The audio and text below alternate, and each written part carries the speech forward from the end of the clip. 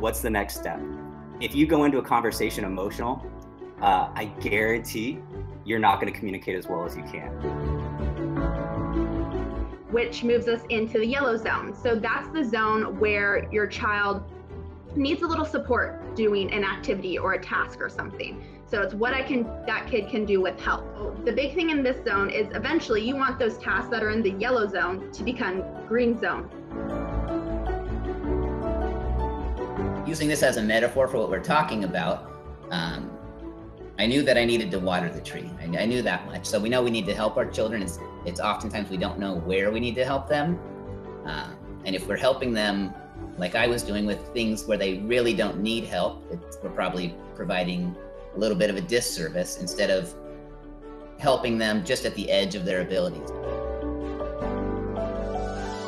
I love all the metaphors that were described today. They're beautiful and they're perfect, and I think they apply really well. The one difference is that for you as parents, you're worried about life and death, right? I mean, in your mind, you're carrying this fear, and so it's not about whether your child can do it or not, it's whether your child's gonna be safe in the future.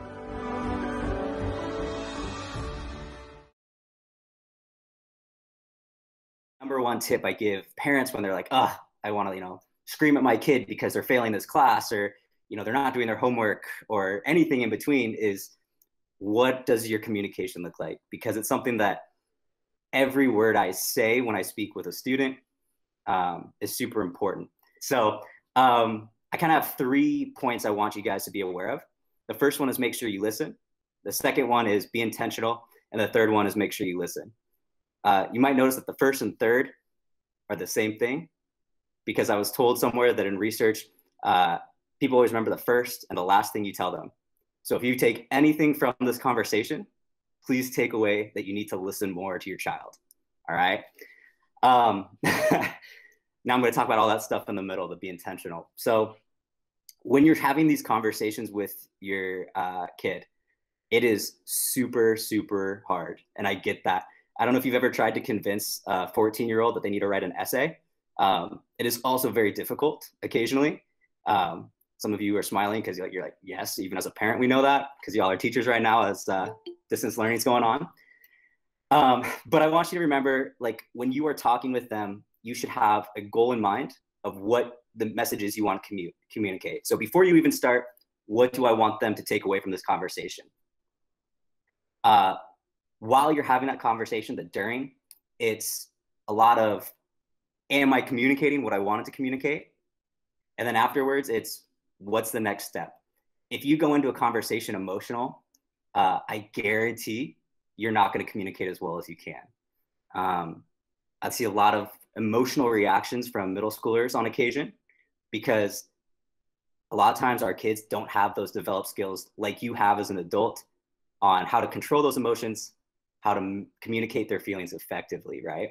It's really unique to me. I see a lot of middle schoolers who haven't developed those skills, and they still react like my 3-year-old nephew, right? Like they don't get what they want and they kind of throw a fit. That fit looks different as 14-year-old, but it's the same thing, right? So because you guys as adults have some of those skills, I want you to remember that and think to yourself, okay, I know I can deal with this. I can take the loss. I can pick my battle a little bit better. But am I really making sure that I'm coming back to that goal of being intentional about what I want to take away from the conversation? So again, remember, you're the adult. You've gone through these experiences before. Maybe not with type 1, but I don't know about you guys. I had disagreements with my parents all the time. I know how they handled it, and I know how I would have liked them to handle it, right? And speaking for a middle schoolers that I work with, they always want to be treated like adults, even though they're not quite ready to be adults yet, right? And, high schoolers, same thing, right? High schoolers think they've got the world figured out. I coach high schoolers, I work with high schoolers. They tell me like, I've got it all figured out, don't worry. And we all know, like, if they only knew, right? You guys aren't even paying rent. You don't even know how to pay a cell phone bill, like all these other things. So you have to kind of remind yourself that's where they're coming from. And so if you shut down that communication right away, it's just going to make it a lot harder. The photo on here is that a couple people playing Frisbee. And I use that as a metaphor. You're going to notice that a lot of us use metaphors tonight because teachers are big on metaphors. But I picked the Frisbee metaphor because with communication, it's like playing a game of Frisbee. I don't know if you guys have ever been at the park and somebody's throwing a Frisbee towards you. A lot of times that Frisbee hits the ground and you just kind of look at it, right? And you're like, I'm not playing Frisbee with these people. I don't know these people. If you keep throwing that Frisbee enough times, eventually someone's going to pick it up and throw it back. So when you communicate with your children, just kind of think about, hey, I'm throwing the Frisbee. I'm going to try and have these tough conversations with them. You know, eventually they're going to come around. Dr. Mustache has a really great study that he shows, and he talks about a lot, where it's, you know, kids and the outcomes with diabetes based on how involved parents are. And the over-involved parents, you see a lot of positive outcomes. The perfectly involved parents, like that perfect amount, you see a lot of positive outcomes. The only place where you see less positive outcomes is with parents who pull back, right? And they try and, you know, they're just like, fine, I'm not throwing that Frisbee anymore. So what I would encourage you all to do is, as you start to go through these transition phases with your children, include them in the conversation, but make sure you're listening to them. Throw them that Frisbee and then let them throw it back. I do a lot of reading as a middle school teacher, and I'm going to give a little book recommendation, even though it's kind of different than the book recommendation you're going to get later. It's this book called The Last Lecture.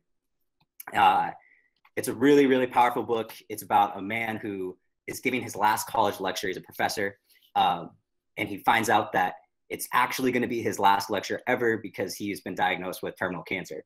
So if you feel like a good cry, this book rules. I read it with my students every year because there's a lot of really good life lessons in it. And one of the lessons he talks about is how he would go to his mom's house, or as he was growing up in his mom's house, he would always lean back in his chair. And if you're a parent of a teenage boy, I guarantee you've seen them do this, because I'd see it in my classroom every day. And his mom would always yell, hey, don't lean back in my chair. You're going to break it. You're going to break it. And then finally she said, you know what? I'm not going to tell you anymore. You need to stop leaning back in that chair. And he says, that sounds great. Let's make a deal. Or if I lean back in my chair and the chair breaks, I'll buy you a whole new dining room set. But until it breaks, we are not going to argue about me leaning back in my chair. And so he talks about how, as like a man in his mid-40s, he still goes to his mom's house. He still leans back in the chair. She still looks at him, but doesn't argue with him about it. And he hasn't yet broken the chair. So it's kind of like that kid being like, haha, I got you. But also that parent being able to let go of that control and listening to their kid and say like, hey, this is what I need from you. All of a sudden now that parent doesn't have that burden of, I have to argue with my kid about this chair. So when you think about diabetes, I want you to think about how when you're communicating, you know, keep throwing them that Frisbee. Hey, I want you to try this. I want you to try this. I want you to try this. But also be willing to listen, where if they say like, I can do this part, I need you to do this part. Work out those deals, because the communication is going to be so, so valuable and so much more helpful as you move forward.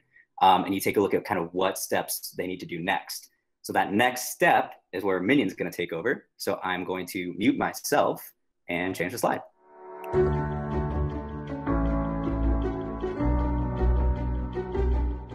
All right. Hi, everyone. I just want to introduce myself real quick. I am Minion, and I have had diabetes for almost 20 years now and have been coming to camp for the majority of those 20 years. And like Boo said, I am a soon-to-be educator, elementary school teacher, getting my master's right now. So while Boo talked a lot in metaphors, I'm going to get down to the nitty-gritty of the theory behind those metaphors and how you can apply it to guiding your kid towards independence. So a big theorist that we talk about in education actually is Vygotsky and his zones of proximal development. So if you look at that green center circle in the diagram, that's what I can do. This is really important when you're trying to figure out where you want your child to be eventually, is you need to know where they are now. So one of the big keys in his whole zones of proximal development is assessing your child. You need to know what your child is capable of doing right in this moment in order to figure out how they're going to grow. And that's something you have to constantly do throughout, like all the time, because things adjust and change. And as they're changing, you need to reassess where your child is at. We do it in the classroom all the time. I'm sure you guys probably do it at home and don't even realize it. You're always constantly observing your child, and you know what they're capable of. So it's just turning that switch and actually like thinking about, oh, this is what my child can do, which moves us into the yellow zone. So that's the zone where your child needs a little support doing an activity or a task or something. So it's what that kid can do with help. And so the big thing in this zone is eventually you want those tasks that are in the yellow zone to become green zone. And so he said scaffolding is the way to do this. It's essentially guided learning. So you're, as a parent, you would provide your child with activities that are going to support them in creating, you're going to create that environment for them that allows them to be successful at that task. So for diabetics, we were talking about giving your first insulin shot. So you're never going to ask a child who was diagnosed that day to just draw your own insulin, give yourself a shot. You can do it, whatever. That's a kid who was diagnosed a day ago is not going to be capable of that. So how are you going to break that down into different tasks to make that task of giving your own shot something they can do? So a way to look at it would be, the first step would to be show them how to draw the insulin. You might not even ask them to do their own shot at this point. Maybe you're just going to focus on getting them capable of drawing that insulin from the vial, the correct amount, the correct dosage, whatever it may be. And then once you see that they have a 70% success rate of drawing their own insulin, then you can add something else in. So then maybe it's the part of doing an injection. And so you teach them someplace that's relatively easy, like their leg. So they get comfortable giving an insulin shot in their leg, drawing their own insulin. They're at that 70% success rate again. Then you can add something new. So maybe you challenge them to do something more difficult, like giving yourself a shot on the arm, which you have to use the leg as something to prop up. And so then you teach them that. So that's kind of the general idea of how you want to move them from something that they can't do or what they can do with help into that green zone. And then there's the white zone too on the very edge is what I can't do. So some tasks are just going to be out of reach because of how the brain develops. You're never going to ask a 5-year-old kid with diabetes to calculate their 1:7 insulin to carb ratio, because that's just unrealistic. I mean, at 5, I wasn't doing that. Maybe your child can, and that's super, super awesome if they can. But I know for me, I was definitely not doing that. So that kind of zone is, those things that really are just unachievable due to different physical, mental factors with your kid. But we really want to focus on that yellow zone and how you're going to support your child to take him where he needs to be. So if you have a certain goal for your kid, maybe it's by the end of this year, you want them to be able to count all their carbs accurately. So then you just really need to think about, break down, how are you going to create activities and opportunities for them to be successful doing that task. So ultimately that's something they can do on their own. So, and then once you see them at that 60%, you can maybe taper off a little bit more support. And then when they're constantly at that 70, 75, greater than that support rate, you can be pretty comfortable with the fact that this is something that your kid can do. And so it's just really important to support them throughout this. And although you are guiding them towards independence, and hopefully this is something they're going to be able to do on their own, and you want to know for sure they can do it. Don't forget too that it's always beneficial, being a type 1 diabetic, they can handle it, but it's also nice for you to check in and say, do you want help with this? So that's kind of Vygotsky and his zones of proximal development that you can move through, and ways to support your child if you have certain goals towards independence or anything like that. And so I'm going to pass it off to Gopher, who's going to go into a little more detail about real life examples and how you can apply this theory to your life. So.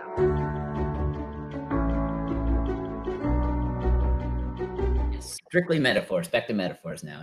Enough school here. So this is an acacia tree. And when my wife and I bought our first house, I grew up in Oregon, like probably most of you, and trees just grew everywhere. When we bought our first house, our backyard was a rectangle of dirt. And so we wanted to plant some trees, and I planted an acacia tree, and we had a bubbling sprinkler right at the base. And no matter what I tried, I couldn't get that tree to stay up. We lived in a kind of windy area, and every time a big windstorm would come, that tree would lean, 8 to 12 inches to one way, and it was small enough I could push it back up and try and put another stake down and tie it up, and I thought that was going to fix it. Eventually it did blow all the way over, and I looked at the root ball, and I learned something that I probably should have learned in high school science, but you cannot just water a tree at its trunk. Boo, we go to the next slide here. So what I was doing, I was watering in the no water here area.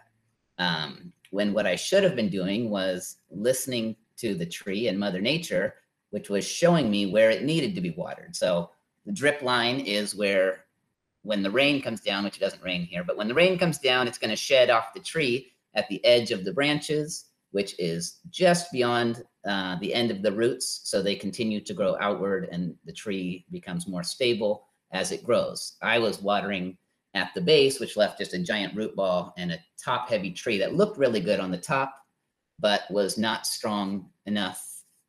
And it was my fault. Using this as a metaphor for what we're talking about, I knew that I needed to water the tree. I knew that much. So we know we need to help our children. It's oftentimes we don't know where we need to help them.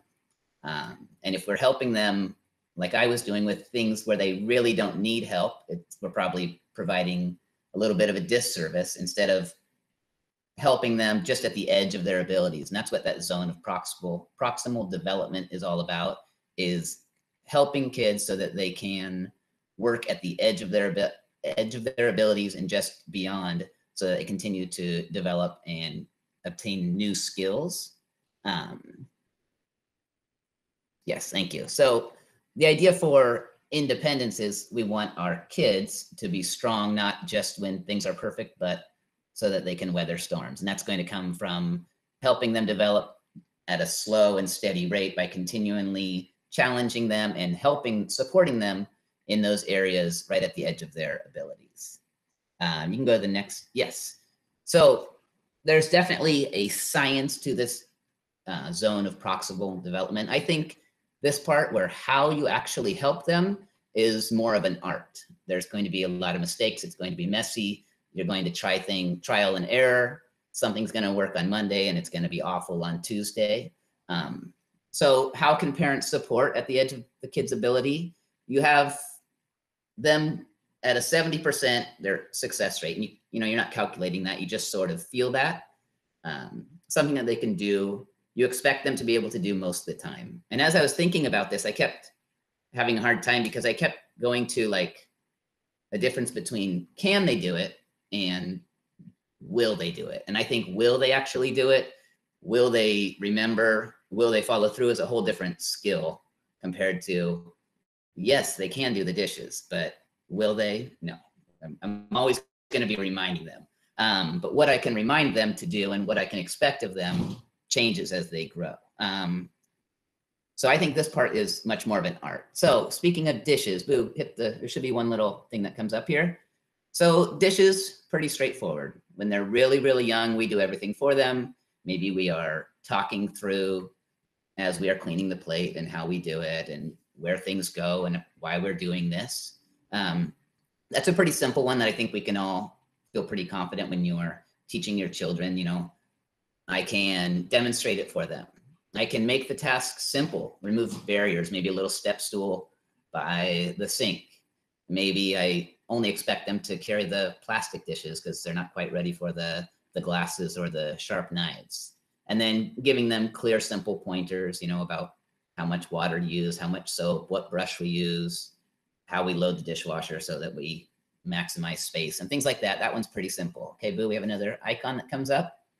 Then I had to potty train my kids. And for that, it seems like there's no rhyme or reason. I think for this one is how you can help.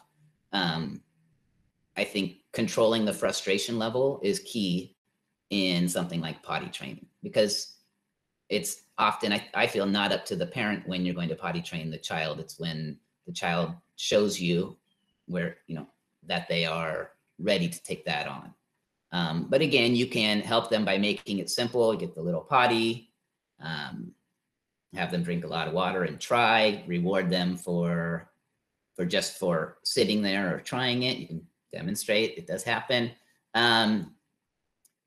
One more, Boo. Yeah, so my kids are getting a little older and we're starting to play sports and things like that. And I'm also a PE teacher. So then I think about teaching them to hit a baseball. And I think my mistake oftentimes, and probably a lot of parents, is that I try and help them above that 70%.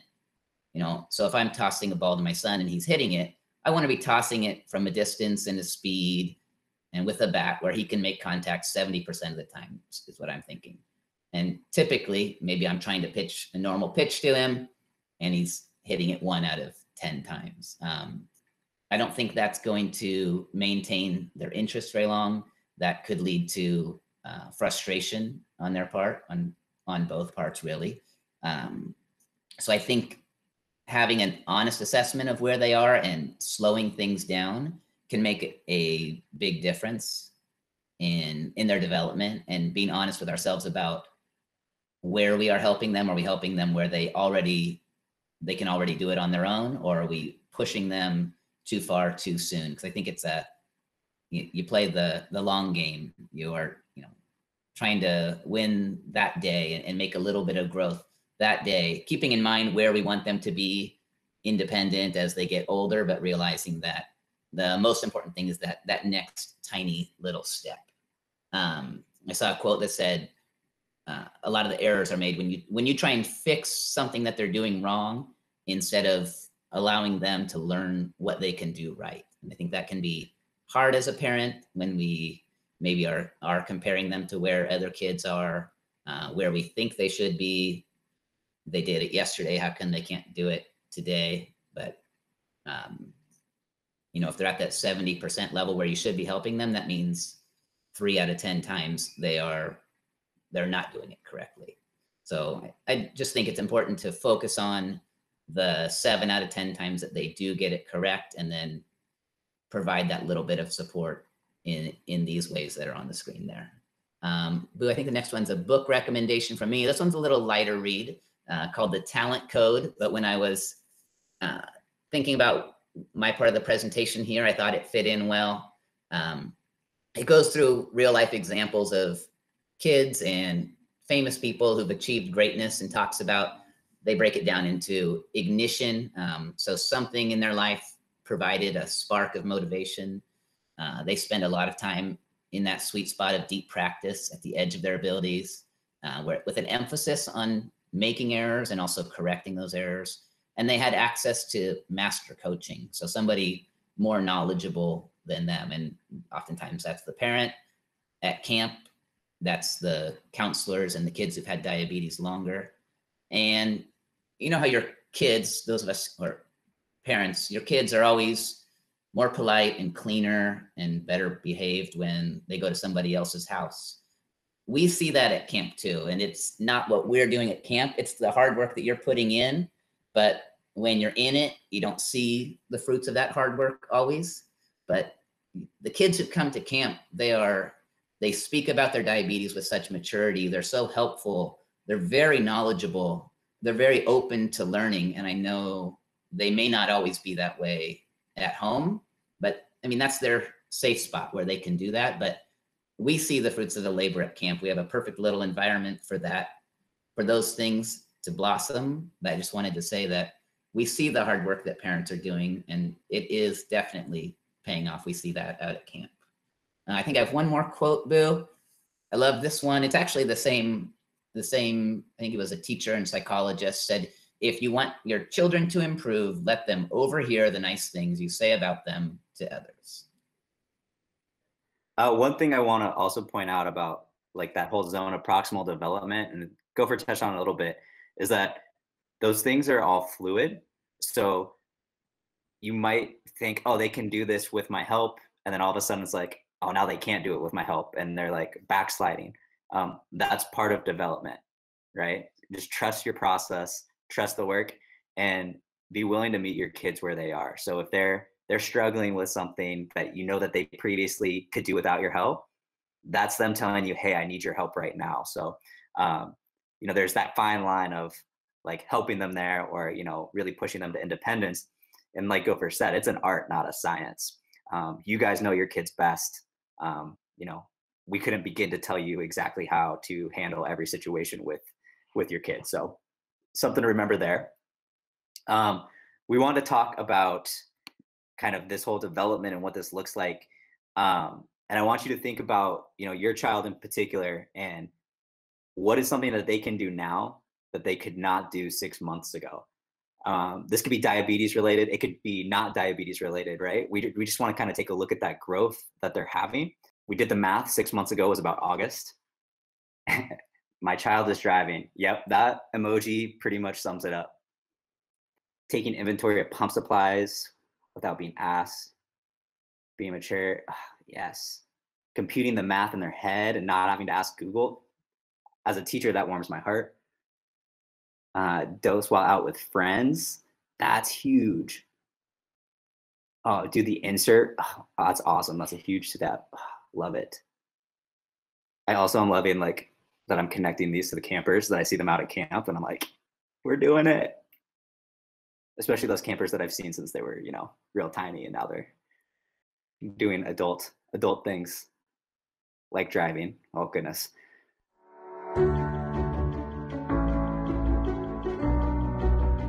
Wow, everybody. I love that's a really powerful exercise. I love seeing what how everybody's progressing.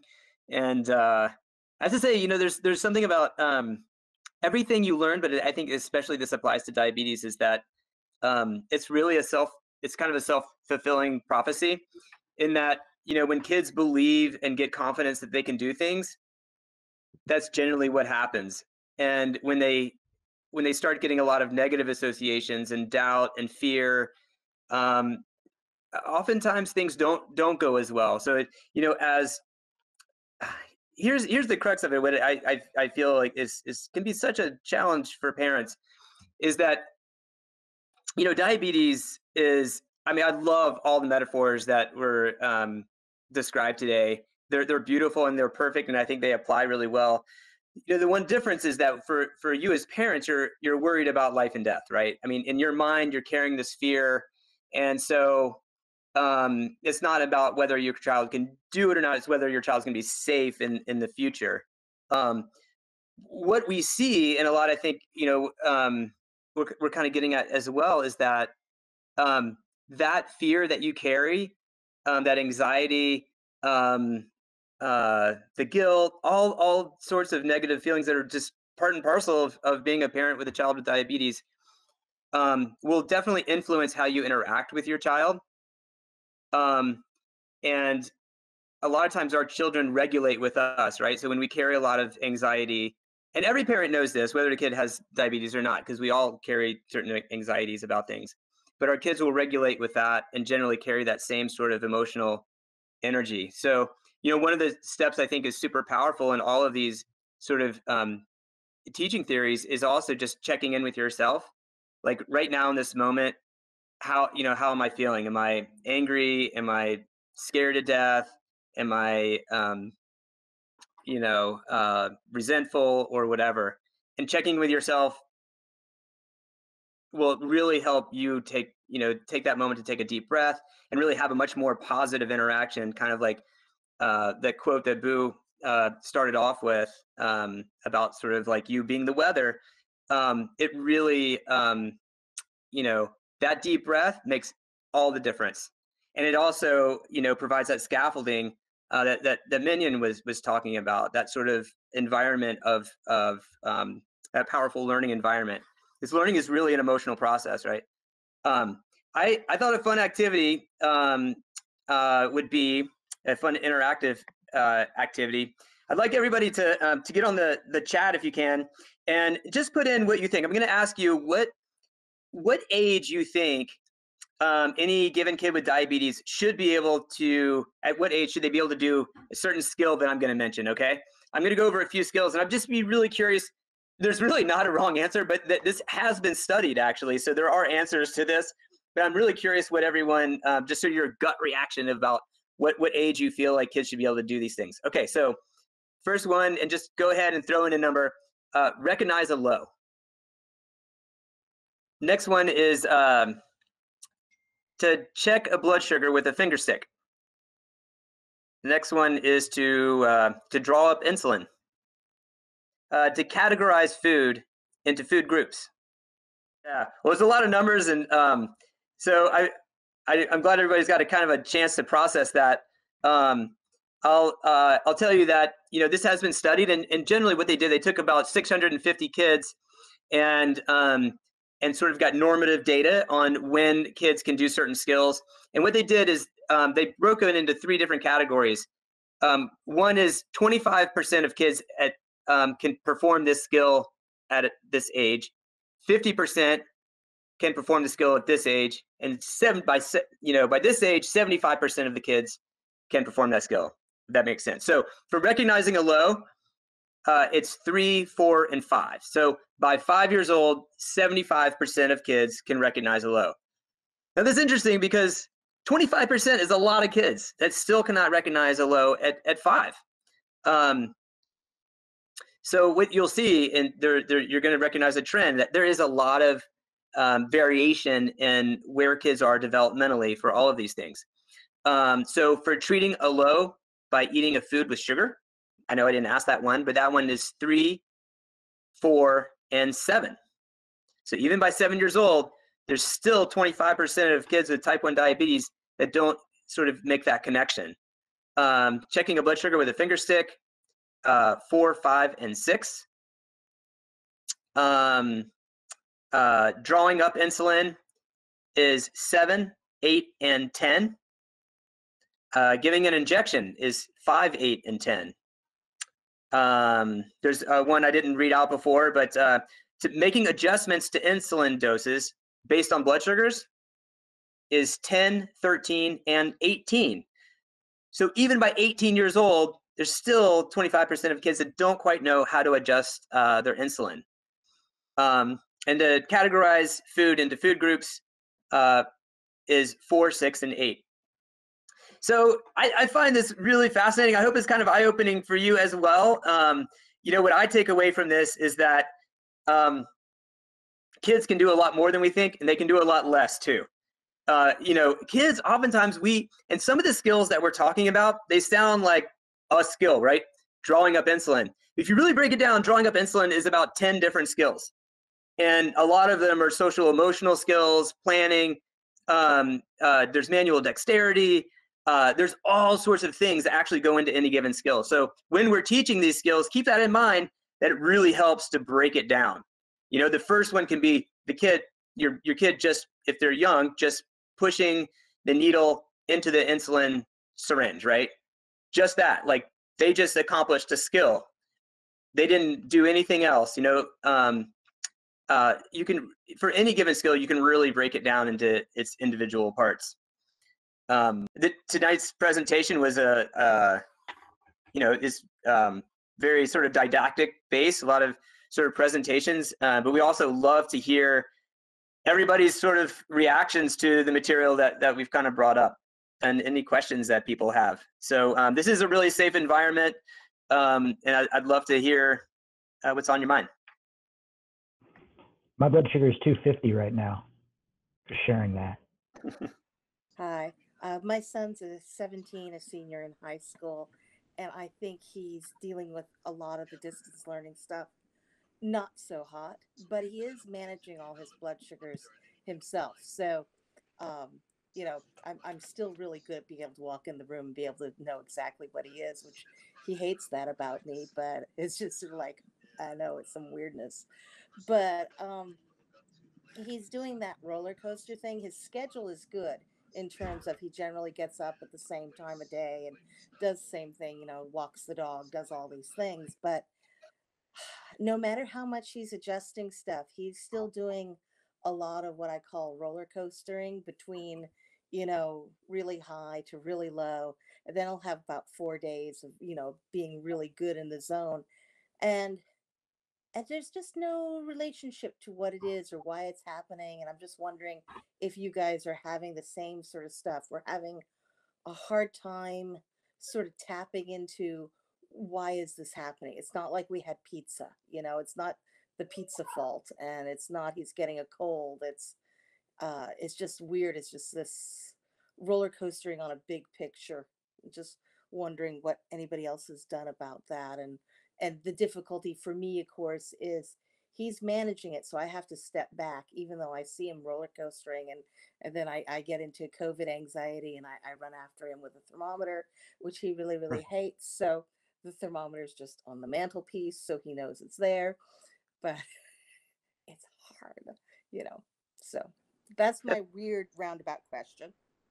It's a great question, Susan. And, I'm sure there's some details in the numbers that you could go over with your endocrinologist as well, but it's not an uncommon story. And there are times when, I brought up this term last time, I'd love for families to toss this around, which is a scientific wild ass guess about what's going on, right? Because sometimes that is exactly what diabetes is. There are so many factors that affect blood sugars. I think partnering together, I love the fact that you're talking about like, hey, he's doing his best. And, I sense a real partnership that you have with him, a shared sort of frustration over the blood sugars. So there's no blame, there's no shame. Quite honestly, of all the skills that I think kids can learn along the way, their emotional reactions to the ups and downs is the most important thing in the long run, right? The other skills are going to come along, the counting the carbs and everything else. There's definitely important, and they're part of it. But that emotional steadiness when things aren't going well is just so important because it's just part of type 1 diabetes, right? And same with kids who are learning and messing up. Our reaction to them when they're messing up really should focus on, one, that they're trying, two, that messing up is part of learning, right? And I'm not saying that necessarily applies to your son at all, but it applies to everybody. But yeah, no, thanks a lot for sharing that. I know that can be super frustrating when you just can't put your finger on what's causing the ups and downs. Susan, Thank you. I've had diabetes for about 40 years, and when I look back on my days, if there's a roller coaster, my highs are typically soon after my lows. So what I've found is I tend to overtreat my highs, and it's a feeling of panic for probably 10 minutes while I eat, treat the low in the first 2 minutes, but then still feel low 8 minutes later. And what I find is I feel low until my pump shows my blood sugar rising with 2 or 3 arrows. And by then it's too late to catch the high. So ironically, when I don't eat, my blood sugars are stable. Shocker. But I find most of my highs follow a low. So maybe your son's overtreating lows, perhaps. And that's something camp really taught me, is that, boy, treat it early and wait 15 minutes. But I'll tell you, as a diabetic, it's hard to wait 15 minutes when you're still feeling a low blood sugar.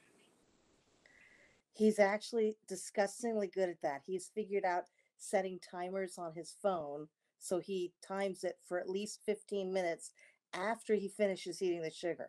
So sometimes he'll start it and just put 20 minutes because it's going to take him 5 minutes to eat the sugar. It's more of a big thing. Like, he'll be really high in the morning, and then he'll be good. And then when it's bedtime, then he's suddenly really low. And I just was wondering if it was a side effect of distance learning and not seeing people, or what. I think it's the fact that he's just not as active as he used to be. This is a kid who would go to school early just so he could play with friends, football before school, and at lunchtime it would be, another sport, and after school, let's hike up Mount Tabor sort of thing. It's like that. And so I don't know, but I love having the input. Thank you. Sounds like growth hormone to me. It sounds like he's growing. High blood sugar in the morning, lower in the evening. That sounds like a growth spurt. Well, he'd love that. He really wants to be taller than his brother. I mean, I grew late and I grew suddenly. And so I spent a year with that as a blood sugar pattern of just go to bed perfectly fine, blood sugar, even with the sensor on, look at it, and it's just this curve up during the night. It's like, wow. Sometimes even skip dinner, have no carbohydrate at all, and wake up with a blood sugar of 300 just because it hates me that day. Wow. Okay. I'll start measuring him. I'll go see if his height's taller. Yeah. I mean, it's just an idea. I don't know for certain, but that's something I've heard before. So I know this is kind of rare, but if he's like fine during the day and then super high at night. One thing when I was younger was my Lantus wasn't working for the full 24 hours. And so I had to do a split dose instead. And then that helped with my nighttime highs. And I just recently got off the split dose, but I was on it for maybe like 8-10 years kind of thing. But it just kind of depends on the person, I feel like. He's on a Omnipod now, but when he was doing the Lantus, he was totally on a split dose. I remember the year he went through 4 shoe sizes in 1 year. So that was a definite split dose year. So somebody else gets to talk. Thank you. I'm curious if there's anybody who's working on a specific skill. You know, when we're checking kids into camp every year, and you know, parents are filling out the forms, very often there's a comment about something, you know, something to the effect of like, please teach him or her how to, you know, change their set, please teach them how to do an injection. Or I'm just curious if there's somebody out there who's like has this skill they really want their kid to learn, and you know, maybe you're kind of struggling with that. For us, it's cooking a balanced meal. So we kind of stress the independent cooking, and then it was it was not in his best interest to eat what he cooked. So it's like cooking some quality food. Yeah. How old is your son, Annie? He's 16, but just diagnosed during COVID. So we have no connections, N of 1. We're just figuring it out. Yeah. Well, thanks so much for being here. That's cooking is definitely an advanced skill. That's for sure. Like I could use some tips too if you have any. But yeah, I mean, in terms of like understanding the food groups and you know, also figuring out how many carbs are incorporated into the meal for your son, and then you know, trying to make it balanced and also try to make it edible for him. You know, like something he wants to eat. I can see that being a pretty, you know, complex challenge for sure. So he was just diagnosed. Is he doing a lot of the other stuff? Yeah, he was, I mean, right from the gate, really wanted to own it. And so, I mean, he does his own dosing. Obviously, we are planning the meals and, you know, we're doing the bulk of the carb counting. But I put in the chat, when he's out with friends, they might go to a food cart or something, and he's taking that on. So he's really, I think, been demonstrating a ton of maturity and figuring stuff out. I worry he might be trying to carry too much emotionally of it. That's why I'm so hoping that camp gets to happen this summer. But I'm extremely proud of how he's rolling with it. Wow, that is fantastic. That is fantastic. Yeah, good for him. I mean, that's a great sign. I think what you said is spot on too, just about the emotional part. So there may be times that he's going to, I would anticipate there'll be times when he'll regress in terms of how much he can sort of take care of everything. And those are great times for you just to be like, how can I help? You know, I'm here. Let me lift some of this off your shoulders. Before you go, I just want to remind all of you to listen to your kids. No matter how young or old, they will be so confused by it.